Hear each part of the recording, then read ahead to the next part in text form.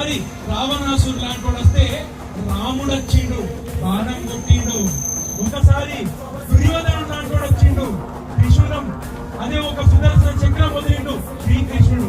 అదే ఇప్పుడు కలియుగంలో ఔరంగజేబు వచ్చిండు కత్తి పట్టుకొని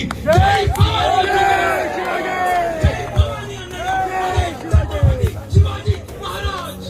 ఇంకా మన తాతలకు మన పూర్వీకులకు నమ్మకం కలిగించి మనందరినీ హిందువులుగా ఇంకా ఉంచిండు. 80% మంది ఇంకా భయపడకుండా హిందువులుగా బతుకుతారు. వేల సంవత్సరాలుగా మనల్ని చంపిండ్రు. మన ఆడవాళ్ళని, మన మహిళలని, మన తల్లులని అత్యాచారం చేసిన, చంపిన, మన పిల్లలని రేపులు చేసిన కూడా భయపడకుండా మనం ఇంకా హిందువులుగా ఉంటామంటే అది ఒక్క పేరు ఈ కలియుగంలో. ఆ పేరు ఛత్రపతి శివాజీ మహారాజ్. ఇప్పుడు చెప్పండి, మన లోపల ఏం విభేదాలు ఉన్నాయి? ఏం విభేదాలు లేవు. మనం అందరం ఇక్కడ వచ్చింది ఒక్క హీరో కోసం ఇవాళ. ఆ ఒక్క హీరో ఆయన. నేను అందుకనే వచ్చిన బైక్ పట్టుకుని వచ్చిన ముఖ్య అతిథి అంటే ముఖ్య అతిథులు ఏమో లేవు భయ్యా. ఒక్కరే మనకు అతిథి, ఒక్కరే ముఖ్య అతిథి.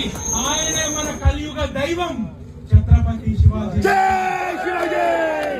స్ఫూర్తితోని జన్నారంలో దాదాపు 5 సంవత్సరాల నుండి ప్రతి ర్యాలీకి నాకు ఫోన్ వస్తుంది. మంచిర్యాలలో కూడా ర్యాలీ ఉండడం వల్ల నాకు ప్రతిసారి కుదరట్లేదు.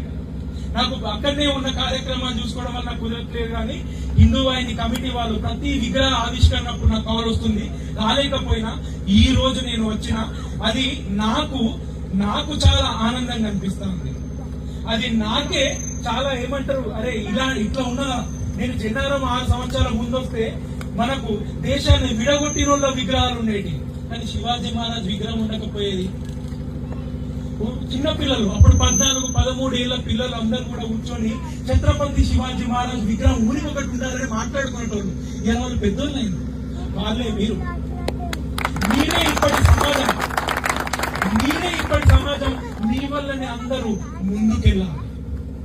ఇదే ఛత్రపతి శివాజీ మహారాజ్ ఇచ్చిన మనకు స్ఫూర్తిని గుండెల్లో పెట్టుకొని మనం అందరం హిందువులమే అన్న విషయాన్ని మళ్ళొకసారి పెట్టుకొని చిన్న తప్పిదాలు మనం వేరే మతానులకు, వేరే దుర్మార్గులకు, హిందువులను నాశనం చేసుకోవడానికే పని కట్టుకొని బతికే వాళ్ళకు మనం ఛాన్స్ ఇవ్వద్దు దయచేసి.